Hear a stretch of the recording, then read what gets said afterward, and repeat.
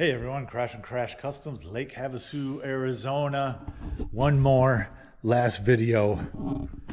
I thought the last video was going to be the last video, but I'm doing one more. This will be the last final video on the 1954 Ford Victoria Crestline.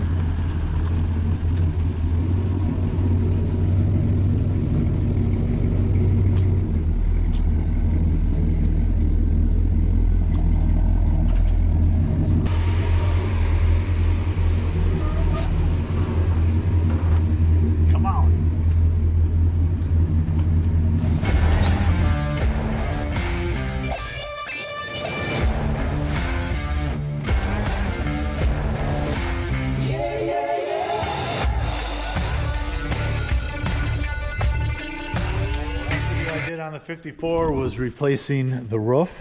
That went very well, but if you saw it, the bottom of the A pillars were rusted out. I already cut the bad piece off, but you can see that it's garbage, right?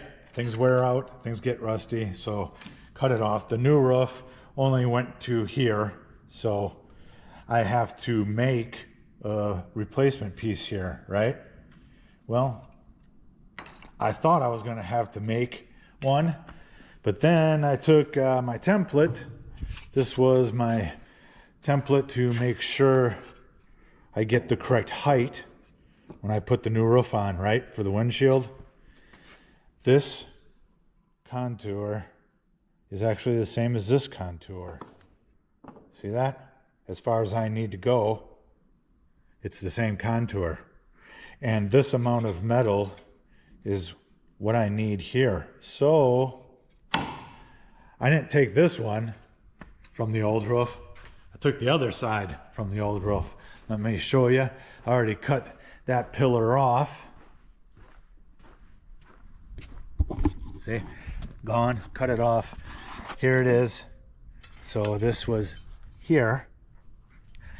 I already busted the skin loose because I just need the skin, don't need the inner structure. And I'm starting to fit it. It's going really well. So I got some more fitment to do, but this is going to be definitely the way to go. I don't have to make anything. Just cut off the old and dissect it and refit it. So this was actually up here. I don't know what made me think about it, but I'm glad I did. If you really look at this piece, there's a lot going on with it, right? This is curved, obviously, but there's a 90 there, a 90 there. On this side, another 90, another 90, and another 90. And this actually has some shape to it. This just isn't flat. Up here, it's flat. You know, this way, it's flat. But down here, it actually curves. So I already started to put a little curve into it. You can see a little bit of curve. But it's a very, very involved little piece. So to cut and dissect and just kind of refit, way better, way easier than making this all from scratch.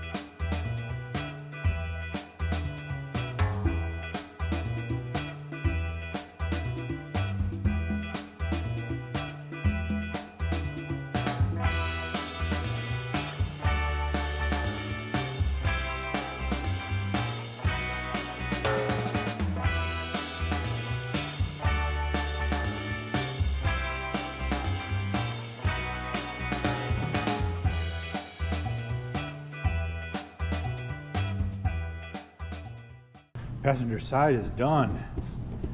Fully welded, ground down, nice and smooth. And it looks factory. Let me show you the jam side nobody will see. You can see here this seam follows all the way down. That's how it should be. This hole is for a trim piece, this hole trim piece, you know, boom boom boom all the way up. So it is ready to move on to the driver's side.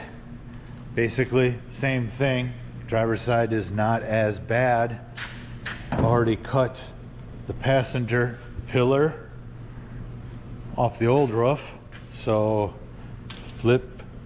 I gotta de-skin it, obviously, like I did the other side. De-skin it, right? Keep going. Finally done with all the fitting, welding, and grinding of the repair pieces, panels, patches on the 54. Lower driver's A-pillar finished up. Came out nice, just as nice as the passenger side that I already showed you. Time to untape everything.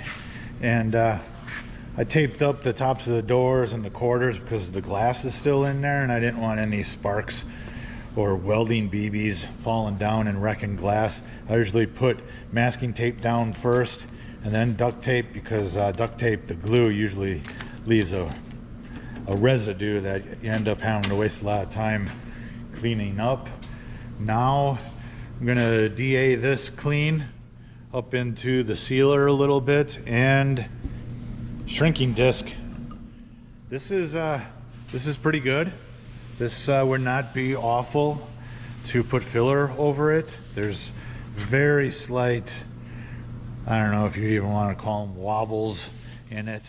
Definitely not a wave, but shrinking disc should get rid of like almost all of it. I'll show you how that works. Just it's based on heat. Stainless, spinning on the metal heats up the high spots. You can see there's a high spot right there. Very, very subtle. Now I'll DA it and I'll put a straight edge on there to show you. It's just off a little bit. We can do better though. Let me put a straight edge on it and you can see, pretty sure you should be able to see that. Maybe turn the light off. Is that better? It's really not that far off. Like maybe a couple spots, 1/8 inch of filler. Less. There's a high spot right there. That's obvious, right? Shrinking disc. Let's do it.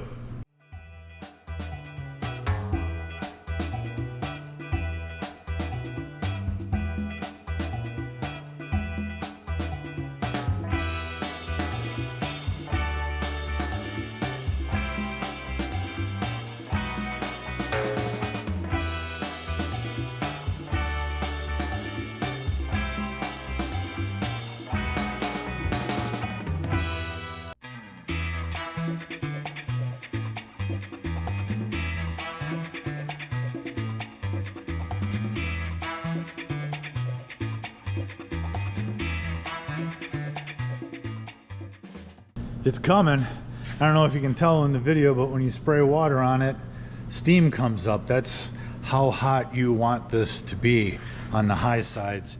And if you can read it's tough to see, but if you can read the surface, depending on how the marks are hitting, like right here, you can see, yeah, you can see that. There's a different pattern, right, to the metal. That's still a high spot along here, but this is it's coming out real nice, way better than what is over here, right? So I'm gonna obviously keep going, but did you see what happened? Did you see what happened? Didn't have safety glasses on. I figured I'm not grinding anything. What difference does it make? Well, it's been forever since I used this big, huge, heavy Milwaukee grinder. This was my dad's. I remember back in the 80s when I was a kid, he was buffing cars with this thing. Any of you guys from back in the day remember how heavy these things are? compared to the new lightweight ones. Well, I bought a new grinder, right? And the arbor on the new one sits higher than this plane, right? And you don't want this arbor sitting higher, because then that's going to gouge into the metal. Not so much when you're doing a crown of the roof, but you're doing a flat area like the quarter panel, you want to be able to use this whole surface. And yeah, so I busted out the big Milwaukee that I haven't used forever. I air hosed it off, but there was still dust and dirt and debris inside that little louver vent, right? Triggered it, pushed it all out right into my face. And safety tip of the day, safety glasses.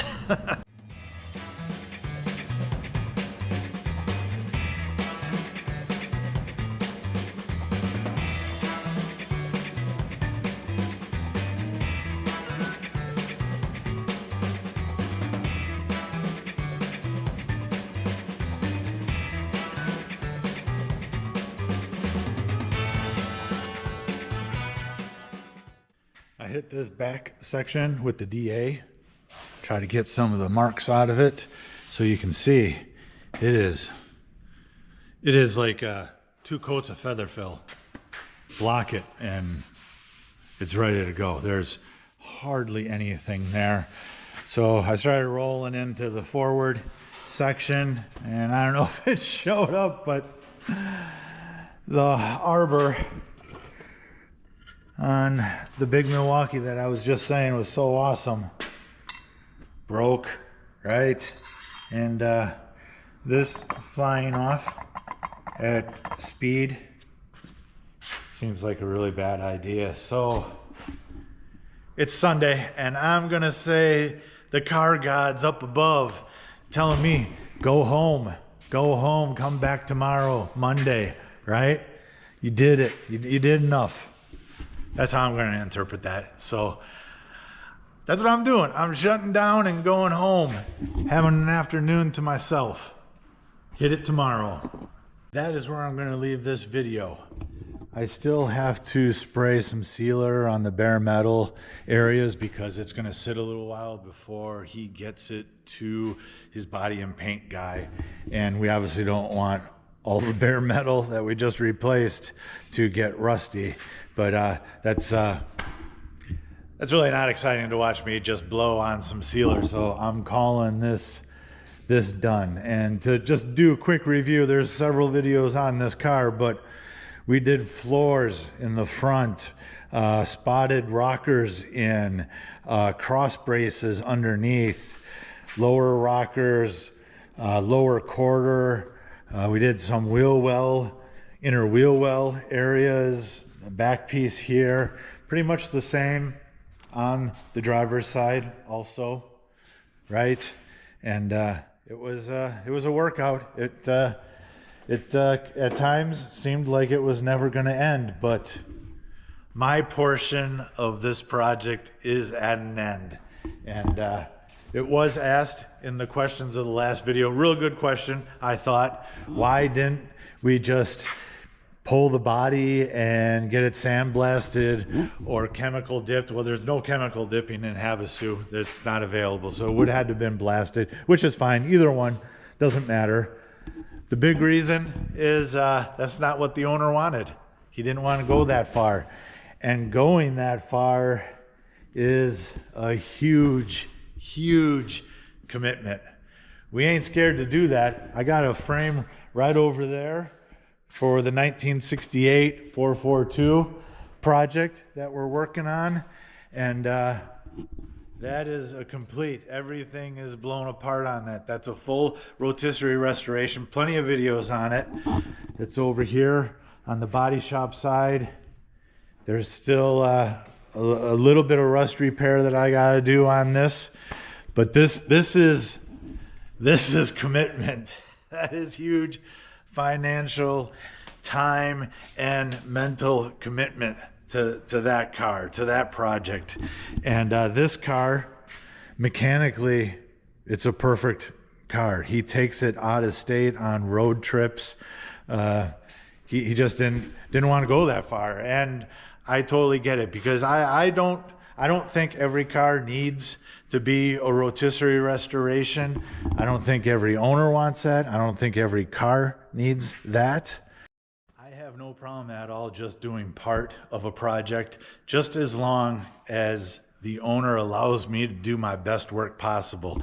If this came in and he said, fix the bubbles in the paint, and I ground down the bubbles to absolutely no metal at all and just mudded up holes, and he would have said, you know, I don't want to do metal work and do it correct, just mud it up, spray it, and let me cruise it, I would have told him, just come get your car, because I'm not gonna hack together a project for somebody. If they are looking for a shortcut, I'm on the wrong road for shortcuts. I want to be able to do my best work possible. And like I said, I have no problem doing the metal work and him taking it to his body and paint guy. And that's the same for really any project. If someone just needs dents pulled, I'm your guy. If you just need your car lowered properly with the right suspension pieces and you're going to do the rest of the project, I'm totally fine with that. And currently for me in my shop, I only want one car like the 442. I can only do one car at a time that is this blown apart, because you take something this far apart, it takes up way more than one car space. If you look right here, there's a lot missing, and I have a whole nother bay of parts, right? And I just don't have the space or the manpower. At times I've had two cars on a rotisserie, and it's just I mean, I'm not set up for it. I don't have the manpower, I don't have the space.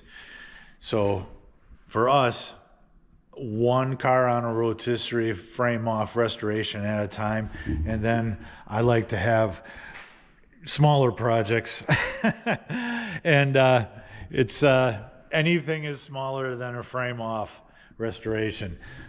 Ton of rust repair on this. It came in, owner pulled the interior and the glass, made things a lot easier for me. There's a bunch of videos on the Firebird here. This was as close as you can get to a complete restoration without being a complete restoration.